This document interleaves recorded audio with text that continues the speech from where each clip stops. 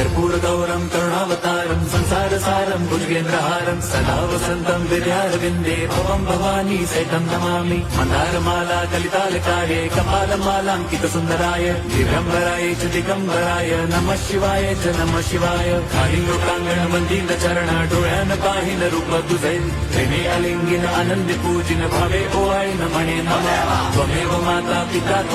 त्वमेव बंधुच सखा त्वमेव विद्या द्रवणं